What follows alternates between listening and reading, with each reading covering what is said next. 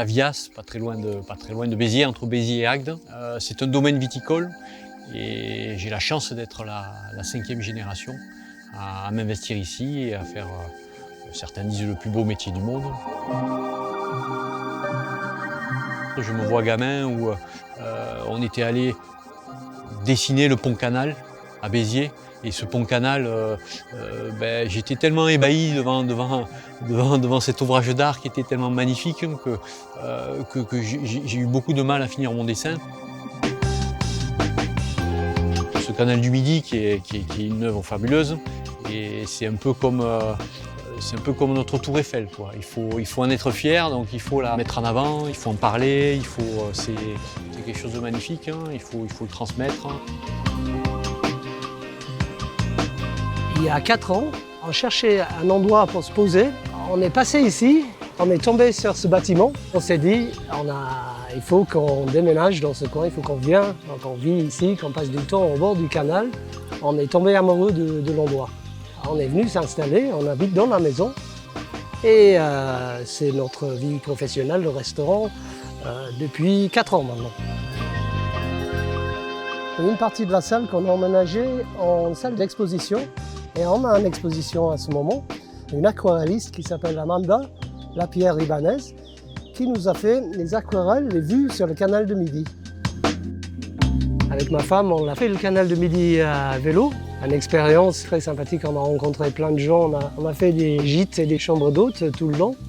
Le Sommeil, par exemple, ce petit village très picturesque, très bucolique. Dans nos jours de congé, on va explorer le canal, vers Homs, vers le Sommeil et ces coins-là.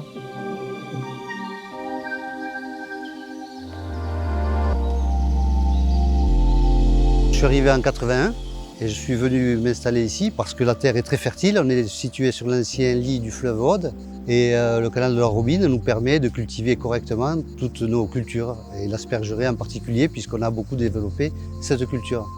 Ce canal, je le compare à un cordon ombilical qui relie les territoires en fait et qui les alimente à travers son circuit. Il est vraiment ancré dans le territoire et il a une importance capitale, comme je vous le disais, pour les zones humides, pour la vie de la collectivité en fait, et puis pour les agriculteurs en particulier.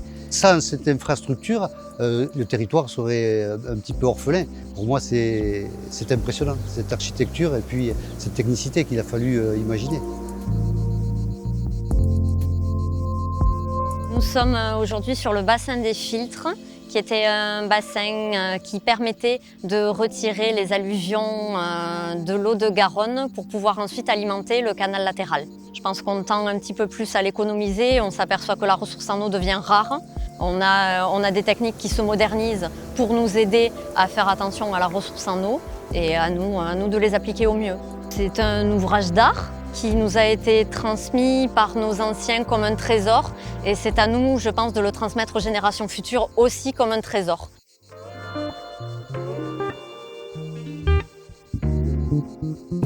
Le canal est une de mes passions.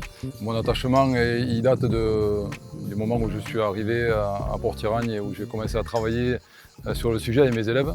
Je n'ai pas arrêté de m'y intéresser, d'écrire plusieurs ouvrages sur le sujet.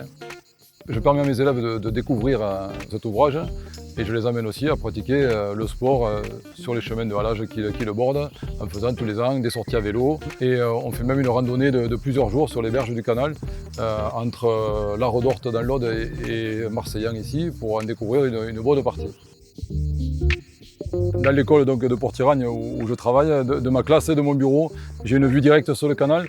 Et donc les bateaux passent, quand j'entends le moindre coup de corne d'une péniche qui arrive, c'est un moment qui me fait tourner la tête pour voir quel est ce bateau, parce que j'en connais un certain nombre. Moi, je parle des péniches hôtels ou de ces bateaux-là.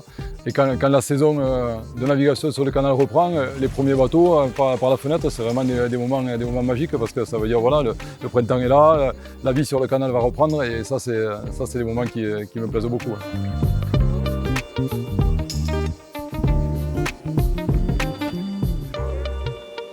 Un endroit qui m'est cher sur le canal du Midi, c'est ce grand bassin où nous sommes aujourd'hui. J'ai eu la chance de grandir ici, de construire ma vie à Castelnaudary et de travailler dans un cadre fabuleux. J'ai la chance de partager ce patrimoine tous les jours avec des gens de tous horizons. des centaines de milliers de clients depuis 15 ans maintenant, à qui on peut faire découvrir ce patrimoine exceptionnel. Dans un cadre pareil, on ne peut que tomber amoureux du canal du Midi. C'est une découverte qui est un émerveillement à chaque fois, pour chaque client, pour chaque croisière.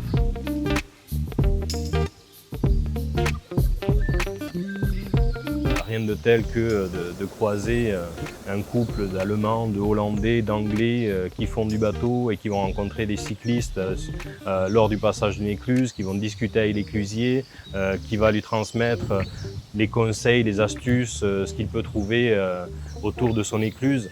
C'est vraiment un endroit de partage.